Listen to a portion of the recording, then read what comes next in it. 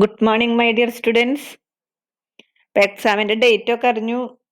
നിങ്ങൾ കാര്യമായിട്ടുള്ള പഠിപ്പായിരിക്കും. എന്നാലും നമുക്ക് സിലബസ് കംപ്ലീറ്റ് ആവണമല്ലോ. അപ്പോൾ ഡെയിലി ക്ലാസ് ഒക്കെ ഇടുന്നുണ്ട് ടീച്ചർ. പഠിച്ചോളൂ അത്. പിന്നെ വെക്കേഷനൊക്കെ നന്നായിരുന്നു വിചാരിക്കണു. ക്രിസ്മസ് ഒക്കെ നന്നായി ആഘോഷിച്ചു എന്ന് വിചാരിക്കണു. ഓക്കെ, അപ്പം നമുക്ക് നോക്കാം. കമ്പനീസിന്റെ ക്ലാസിഫിക്കേഷൻ ഞാൻ കഴിഞ്ഞ ഇതിൽ എടുത്തിട്ടുണ്ട്. ഇപ്പൊ ബുക്ക് ഒന്നും കൂടി ഇങ്ങനെ പറഞ്ഞു പോകുന്നേ ഉള്ളൂ കേട്ടോ.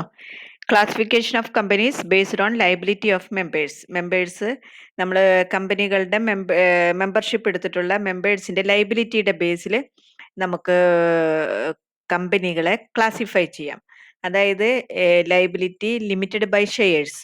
ഞാൻ എത്ര ഷെയർസ് എടുത്തിട്ടുണ്ട് അതിന്റെ ബേസിൽ എനിക്ക് കമ്പനിയുടെ ലയബിലിറ്റിയിൽ ലിമിറ്റ് ഉണ്ടായിരിക്കും.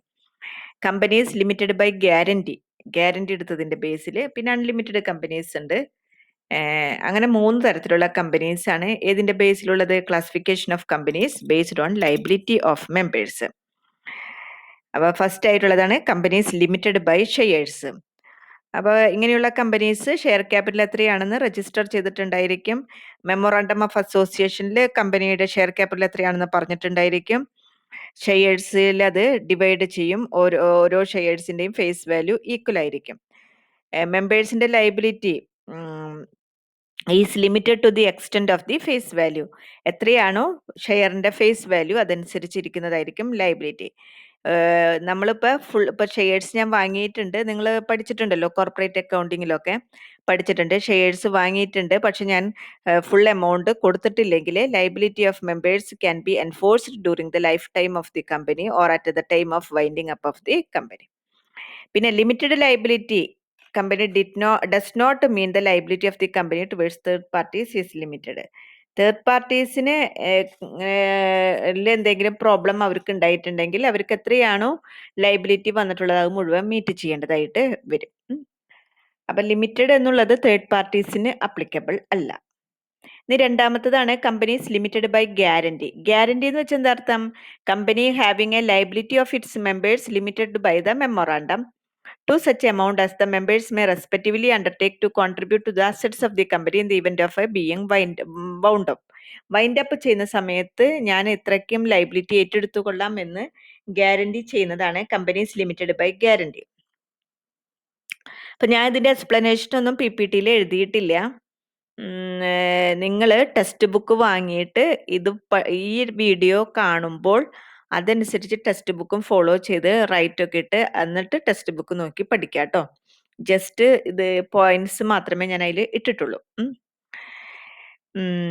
ഗ്യാരണ്ടി കമ്പനീസ് 2 തരത്തിലുണ്ട്. Companies limited by guarantee having share capital, പിന്നെ ഹാവിംഗ് നോ ഷെയർ ക്യാപിറ്റൽ. അങ്ങനെ 2 തരത്തിലുള്ള ലിമിറ്റഡ് ബൈ ഗ്യാരണ്ടി കമ്പനീസ് ഉണ്ട്.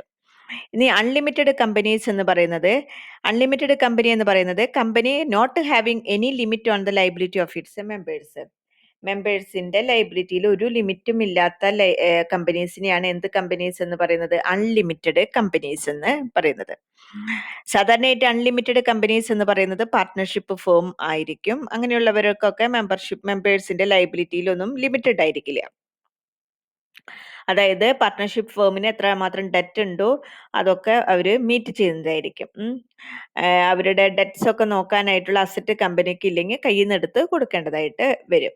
അപ്പൊ അങ്ങനെയുള്ളതാണ് അൺലിമിറ്റഡ് കമ്പനീസ്. ഇനി അടുത്ത കമ്പനീസ് ആണ് ഗവൺമെന്റ് കമ്പനീസ്. ഗവൺമെന്റ് കമ്പനി എന്ന് പറയുന്നത് ഷെയർ ക്യാപിറ്റലില് ആർക്കായിരിക്കും കൂടുതൽ ഷെയർസ് ഉള്ളത്? ഗവൺമെന്റിനായിരിക്കും. അതായത് ഒരു കമ്പനിയുടെ 51% 51% paid up share capital held by central government ആയിരിക്കാം, സ്റ്റേറ്റ് ഗവൺമെന്റ് ആയിരിക്കാം, അല്ലെങ്കിൽ പാർട്ട്ലി സെൻട്രൽ ഗവൺമെന്റ്, അല്ലെങ്കിൽ 1 or more state governments. Anyway share ക്യാപിറ്റലിന്റെ ഭൂരിപക്ഷവും ഗവൺമെന്റ്, അത് സെൻട്രൽ ഗവൺമെന്റ് ആയിരിക്കാം, സ്റ്റേറ്റ്, വെദർ അവിടെ അത് ഒരു പ്രസക്തമല്ല, ഏത് ഗവൺമെന്റിൻ്റെതാണെങ്കിലും അങ്ങനെയുള്ള കമ്പനീസിനെയാണ് ഗവൺമെന്റ് കമ്പനി എന്ന് പറയാ. അതിലെ ഭൂരിപക്ഷം എന്നുള്ളതാണ് 50% ഈക്വൽ ആകല്ലോ. അപ്പൊ 51% ഉണ്ടായാലും മതി. ആ കമ്പനി എന്ത് കമ്പനിയായിട്ട് മാറി? ഗവൺമെന്റ് കമ്പനിയായിട്ട് മാറി. ഗവൺമെന്റ് കമ്പനി ആണെങ്കിലും കമ്പനീസ് രജിസ്റ്റർ ചെയ്യേണ്ടതാണ്. പക്ഷെ അവരുടെ ഓണർഷിപ്പും അവരുടെ കൺട്രോളൊക്കെ റെസ്പെക്റ്റീവ് ഗവൺമെന്റ് ആയിരിക്കും അതൊക്കെ നോക്കുന്നത്. ഗവൺമെന്റ് കമ്പനിയുടെ സബ്സിഡറി കമ്പനിയും ഉണ്ടായിരിക്കും. ONGC limited, Coal India limited, ഇതൊക്കെ നമ്മുടെ nationalised Union Bank of India, Bank of Baroda, ഇതൊക്കെ examples of central government companies. Okay, ഇനി അടുത്ത കമ്പനിയാണ് ഫോറിൻ കമ്പനി. ഫോറിൻ കമ്പനി എന്ന് പറയുന്നത് a company or body corporate incorporated outside India. Outside ഇന്ത്യയിൽ, അതായത് കമ്പനീസ് ആക്ടിലെ സെക്ഷൻ 2 സബ്സെക്ഷൻ 42 പറയുന്നത് ഔട്ട്സൈഡ് ഇന്ത്യയിൽ ഇൻകോർപ്പറേറ്റ് ചെയ്യുന്ന ഒരു കമ്പനി അല്ലെങ്കിൽ ഒരു ബോഡി കോർപ്പറേറ്റ്, അവർക്ക് ബിസിനസ് ഇന്ത്യയിൽ നടത്തുന്നുണ്ടായിരിക്കും. അത് ഏജന്റ് വഴിയായിരിക്കാം, ഫിസിക്കലി ആയിരിക്കാം, ഇലക്ട്രോണിക് മോഡായിരിക്കാം, എനിവേ അവർ ഇന്ത്യയിൽ ബിസിനസ് ചെയ്യുന്നുണ്ടായിരിക്കും. അതുപോലെ തന്നെ ഇന്ത്യയിൽ ബിസിനസ് ആക്ടിവിറ്റീസ് ചെയ്യുന്നുണ്ടായിരിക്കും. അങ്ങനെയുള്ള കമ്പനീസിനെയാണ് എന്ത് പറയുന്നത്? ഫോറിൻ കമ്പനി എന്ന് പറയുന്നത്. ഇനി അടുത്ത കമ്പനിയാണ് holding and subsidiary companies. Holding company എന്ന് പറയുന്നത് സെക്ഷൻ 2 സബ്സെക്ഷൻ 46 പറയുന്നത് one or more other companies means a company including any body corporate of such companies R subsidiary companies. അതായത് എ എന്ന് പറയുന്ന ഒരു കമ്പനി, അതിന്റെ കീഴിൽ ബി എന്ന് പറയുന്ന ഒരു കമ്പനിയുണ്ട്, സി എന്ന് പറയുന്ന കമ്പനിയുണ്ട്. അപ്പോൾ ഈ ബിനെയും സിന്റെയും കാര്യങ്ങളൊക്കെ നോക്കുന്നതും അത് എയുടെ കീഴിലായിരിക്കും. അപ്പൊ അങ്ങനെ ആകുമ്പോൾ എ എന്ന് പറയുന്ന കമ്പനി എന്താണ്? ഹോൾഡിംഗ് കമ്പനിയാണ്.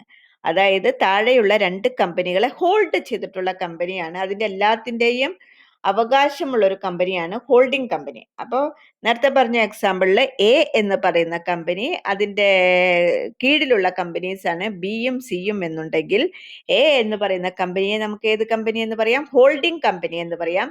ബിനെയും സിനെയും നമുക്ക് എന്ത് പറയാം? സബ്സിഡറി കമ്പനി എന്ന് പറയാം. അപ്പൊ ഈ സബ്സിഡറി കമ്പനി എന്ന് പറയുന്നത് in relation to any other company means a company in which holding company, any other company ആയിരിക്കും ഹോൾഡിംഗ് കമ്പനിയുടെ കീഴിൽ വരുന്നത്. അപ്പോൾ ഇതിനെ ഈ സബ്സിഡറി കമ്പനിയെ കൺട്രോൾ ചെയ്യുന്നതും ഒക്കെ ഒരു ബോർഡ് ഓഫ് ഡയറക്ടേഴ്സ് ആയിരിക്കും അതിന്റെ എല്ലാ കാര്യങ്ങളും നോക്കുന്നത്. അപ്പോൾ ഇത് ആരായിരിക്കും? ഈ ഹോൾഡിംഗ് കമ്പനിയുടെ ഇതനുസരിച്ചാണ് അതിൽ നോക്കുന്നത്. അപ്പൊ അങ്ങനെയുള്ളതാണ് holding company and subsidiary company. ഇനി അടുത്തത് one man company, one person company. അത് അടുത്ത ദിവസം എടുക്കാം കേട്ടോ. Okay, thank U.